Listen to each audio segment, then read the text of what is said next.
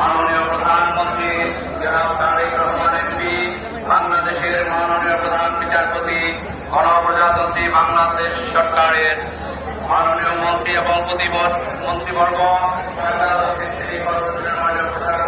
বিভিন্ন বিচারপতিগণ, সম্মানিত সচিববৃন্দ, সামরিক ও বেসামরিক বিভিন্ন পর্যায়ের সম্মানিত কর্মকর্তাবৃন্দ এবং সর্বস্তরের সম্মানিত মুসল্লিবৃন্দ,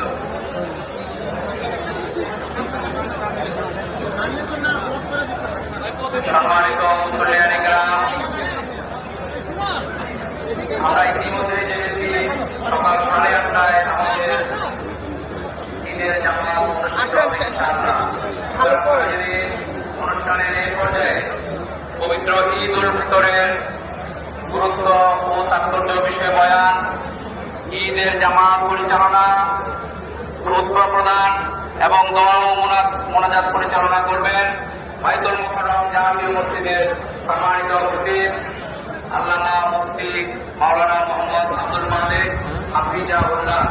আমি সম্মানিত খতিব মহোদয়কে পবিত্র ঈদ উল ফিতরের গুরুত্ব ও তাৎপর্য বিষয়ে বয়ান, ঈদের জামাত পরিচালনা,